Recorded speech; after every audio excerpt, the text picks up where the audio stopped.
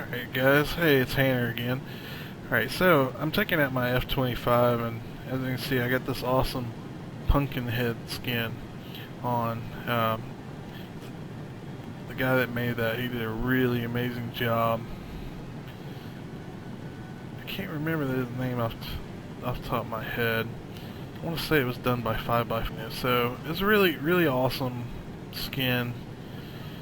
And it's especially a nice change from that yellow that you would only see forever. I get so tired of seeing that one, but anyway, so yeah, I'm taking this out. We got in the match on Crimp's alternate history, so that means we're going up against the Ruskies. Alright, looks like we got two F2 Sabres and another F-25 with me, and this Panther here is the F2 Panther, which cracks me up. See, here's the funny thing about that F2 Panther, for instance. It's got a battle rating of 8.3, which is the same as the A5 Sabre, but I swear, because I've been flying that one a lot lately, I don't have any of the modules really unlocked for it, only like one or two, and I always get in the 8.7 tier games. And I can hop in my Dash 5 Panther, and I just sit there for a million years, never get into a battle. Hop in my Dash 2, I'll get in a battle, but it's going to be a top tier jet play. And the F5's, like, if I didn't say it already, is an 8.7 battle rating, which is the same as the jet I'm in now. So it's just kind of weird. It's one of those weird occurrences that I wanted to bring to the table. There's a MiG-15 over there. And, you know, it's just something I've noticed. It's been happening a lot. And I don't know if others have noticed it as well, but, you know, it's just one of those crazy things. And this also brings me on to another subject. You know, one of the only changes, if it was the only change I really wish that they would do, is I wish they would take the 163 and the 262 A1A and swap them in battle rating. Those two, just swap them, and I think this game would just rock socks. You know, everybody would have a good time, I believe, because it would just be much more balanced that way.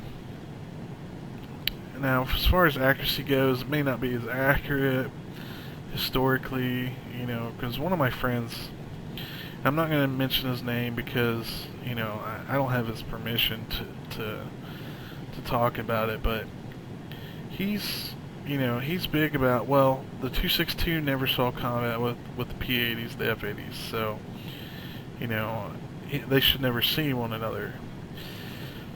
And I brought it to his attention. I was like, well, you do know that they were working on the P-80. If the war had gone on for another 6 months, maybe a year at the most, the P-80 would have been in World War II. You know, had that happened. And so, it would have been fighting 262s. You know, and going back on historically accurate, you know, you take the Meteors, for instance, those were around. The Meteors were around during World War II. The F3, or I don't even think the F3s actually. I think it was just F1s variants. But anyways, they're around since World War II, but they never saw combat with the 262s, and this was because the British were so afraid that their technology would be captured and stolen that they only kept them back home in England. And so they were shooting down like buzz bombs and stuff, but they were not messing with you know, with any of that stuff at all. I mean, they were not being brought into play against you know, other planes. Oh, really? Now this is something that happens a lot in the jet game gameplay. He was freaking out. He saw me coming above him, and he didn't watch where he was going, and he crashed. Either that or he did it intentionally, one of the two, because I have seen a lot of J-outs and intentional crashes in historic are realistic battles. They no longer call it a historical battle, but I have a tendency to say that because for over a year of my gaming time, that's what it was called. So, bear with me on any of that. It's rather a shame. I had a good setup there. Alright, so, and I'm not the most amazing jet pilots out here. I've seen some amazing jet pilots that blow me away, but I don't consider myself a jet noob either. And I really don't consider Intact a jet noob, because he calls himself the jet noob, blah blah blah, I don't see him as the jet noob either. Alright, doing a high yo-yo. Coming back. Dropping some speed real quick. Oh man, he's playing it smart. Smart maneuvering for this guy. Except for right here, when he's going for this kill. Ooh, was that a pilot kill? Yes, it was. Pilot kill, yeah. That was awesome.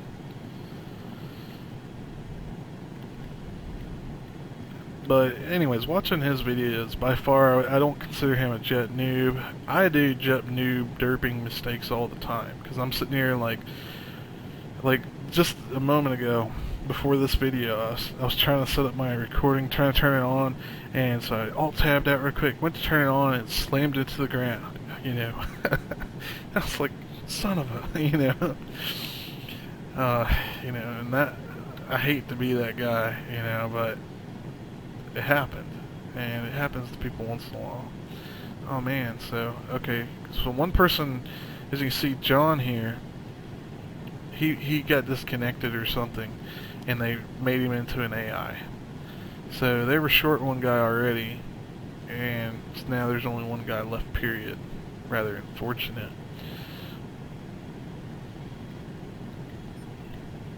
But anyways, and I'm not saying I'm better than Intact, because I really feel like I'm around his level, and I really don't feel like he's a jet noob, as he calls himself, but I think, the reason why he calls himself a jet noob, from my perspective at least, is that he doesn't fly them a whole lot, and so he's a novice in their capabilities, I guess. But either way, his methods, and if y'all watch his channel and stuff, are very solid. He knows to do high yo-yos. There's really only basic level things to be done in flying. And once you master those, there are some advanced maneuvers you can do, but for the most part, it's just pretty much aileron turns, split S maneuvers, bank turns, high and low yo-yos, and and that's pretty much mostly everything. I mean, there are some advanced moves, like I said, hammerheads, roping and doping. What's this that's coming in? Oh, okay, that's AI. I'm gonna overshoot, so I'm gonna go to a high yo-yo. Actually, I might just do a loop. This thing's got so much energy. And now I'm gonna pop these air brakes out to slow me down on the descent, keep me further behind. And that guy's probably gonna shoot down right on the head on. Nope. Okay. See, that gave me a little bit of distance there. Set me up decently. Oh, he doesn't have an engine. Oh, I probably shouldn't have shot that.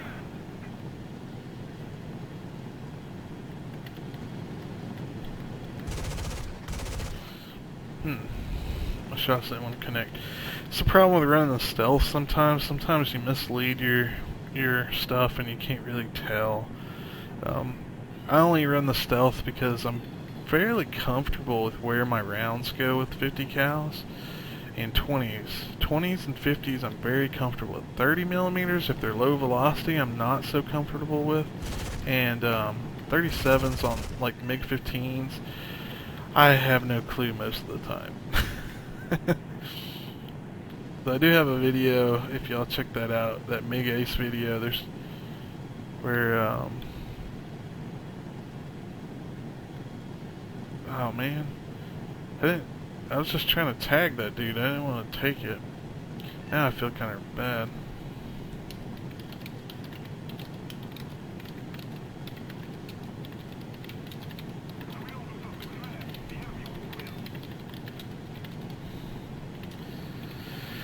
You know, there's a lot of stealing that goes on in realistic modes lately. Before I went on my hiatus, that almost, I mean, it happened, but it was very rare. But lately, it's like that's become the predominant kind of thing, and me,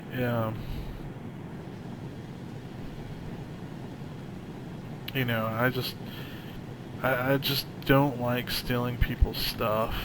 I'm all about having good flyouts and, you know, earning what I earn, and I generally don't like to even go after AI like we, you know, we're just doing, but I knew that this other guy, you know, we hadn't seen him yet, and we're probably not going to see him for a bit, like right now. Oh, he should be over this way, where that mosquito was. Yeah, it's falling out of the sky right there. We're going just a wee bit slow. There's a, what is that? Parachute. So either he must be sharking around in the clouds or he's right above it.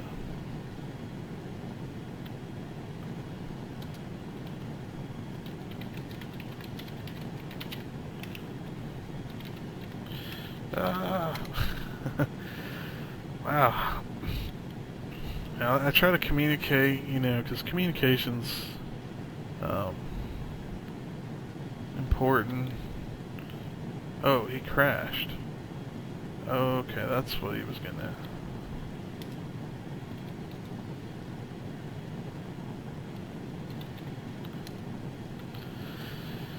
Oh, damn. So, it's just me and this guy in a MiG-9. That's what I believe it said that shot down the mosquito. It's an Angel member. I don't see a dot anywhere, and that's another thing.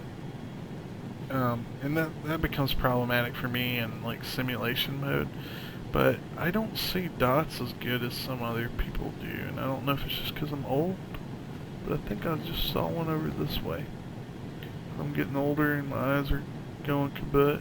I got new glasses and everything, so I see better. But, yeah, I don't know. Where did he go?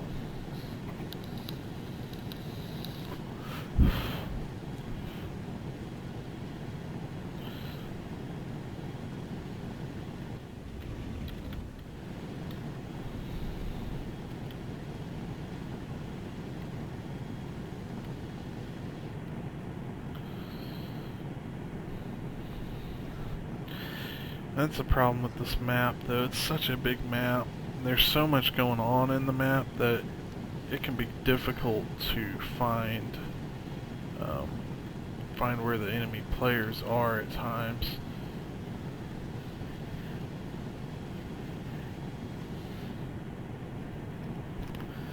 I'm starting to run out of fuel here. Which, if I do get really low, I'm going to show you guys something that's been exploitable ever since 1.39, or well, maybe even before then. I don't really know. I never tried it until recently. Me and some friends talked about it, and or found out about it or something, and I try not to use it. One, because burning fuel up is a good thing. It helps us climb better, even if it's only slight, like maybe an extra half a meter or a meter or whatever, you know, a second, but it helps all the same, and it's increasing our performance.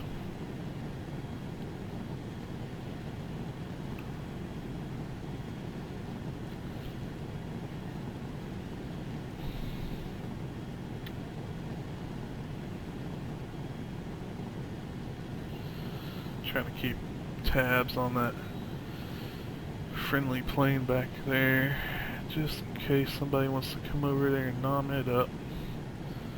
Kind of like I'm trying to do with this Peshka.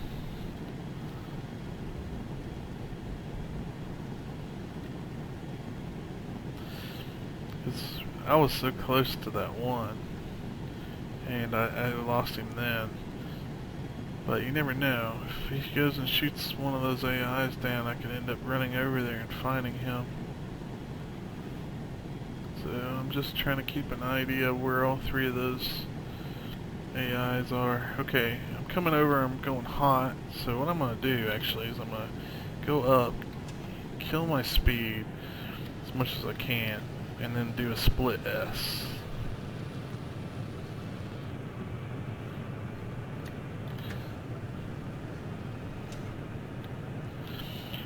Trade my speed for altitude, which really, you know, speed is kind of energy, but it's not. Altitude and speed are energy in essence, and so, you know, trading it helps get some of it back. As you see, I'm already getting up to high speed again,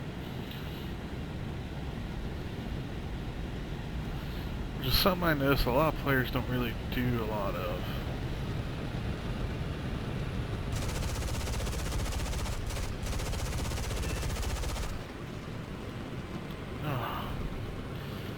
I guess you don't just simply knock out the pilots no more.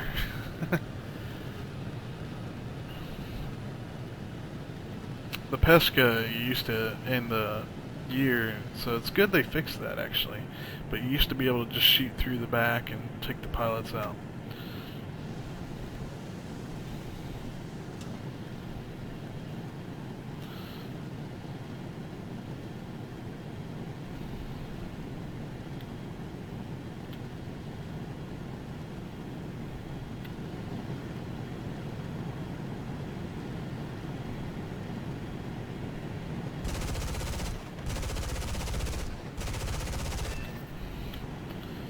Whew, man. He's just soaking up my damage. I mean, you see all the sparks going on and everything, and he's just not going down. So we'll do another high yo-yo. Well, really just doing loops at the moment, because he's not going fast enough to really do a true yo-yo. So... but this time I'm going to try to come down from above a bit. Maybe I get more of a broadside.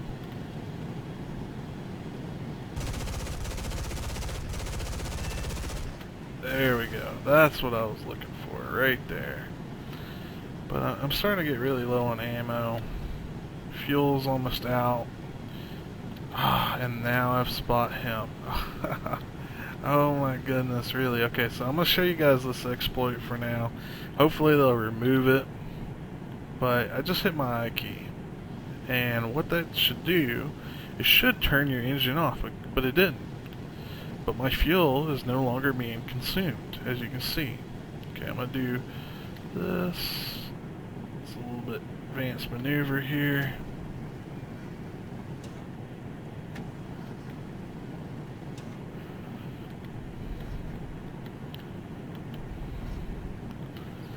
He's going in the vertical.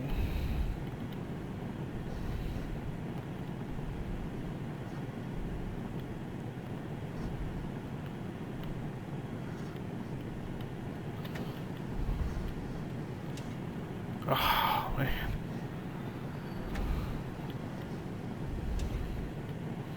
I don't have much ammo either. Dang it. He's gonna do that. Okay.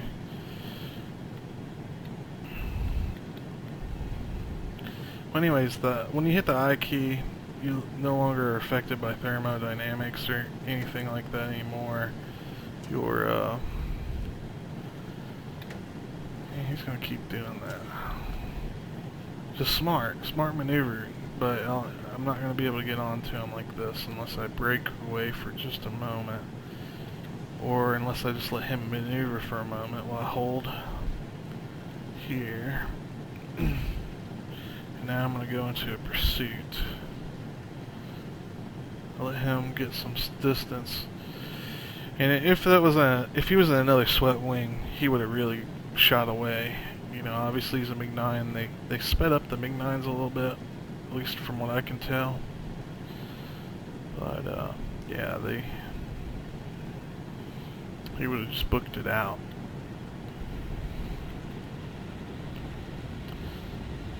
But his defensive flying's is pretty good, I think. It's pretty decent.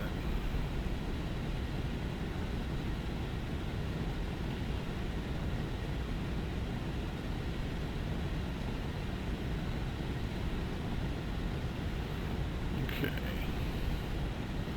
Starting to catch up. He's running me to his AAA and stuff. Which kind of sucks. I don't want to slow down per se, but I'm going to.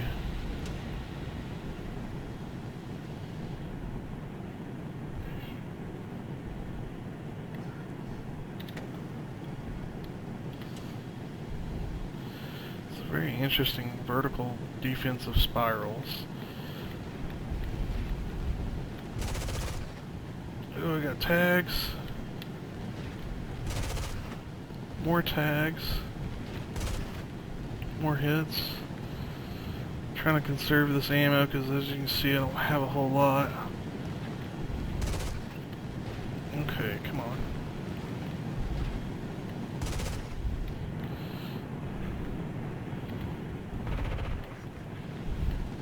Man.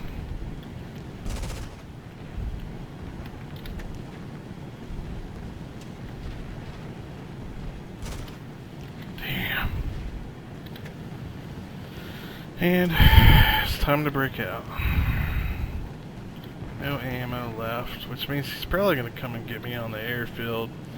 You know, it's one thing I've learned a lot with fighting some of these guys like Angel, Fufu, some of these other guys. They're good players, but I do notice that they tend to jump you on the airfield more than anything.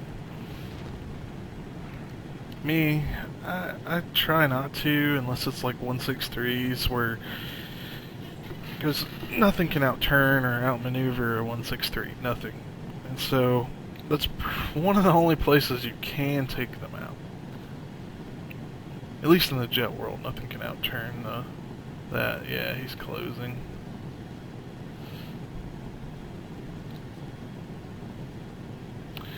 And I only got the one air base. I really wish I had captured another one or something so I could just kind of dip out. But it is what it is. What I'm going to try to do is just kind of leave. And I'm going to do the bootleg route. This is a windabout path. As soon as he, yep, there he goes. As soon as he winks out, I'm going to turn in toward the airfield. I'm also going to go waterside for the landing because sometimes I come in so hot that I really rather come in on this side. That way I'm not worried about freaking running off the cliffs, because as used to like the Sabres I am, you know, a lot of things have been changing ever so slightly over the time frames, and so I'm just not as comfortable with it as I used to be. Like I used to, oh yeah, I know exactly how, when I'm gonna hit my air brakes to slow down for coming in to land, you know, and everything like that. But they do, you know, make adjustments all the time. And like I said, I don't mind the adjustments. I think it's good. I think it's important. But them making these adjustments, it hurts me at times.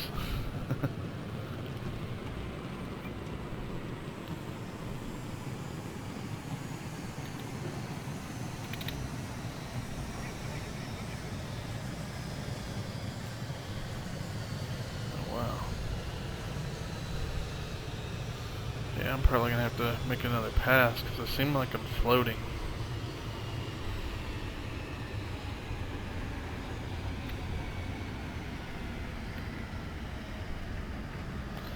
Yeah, I feel like I'm floating.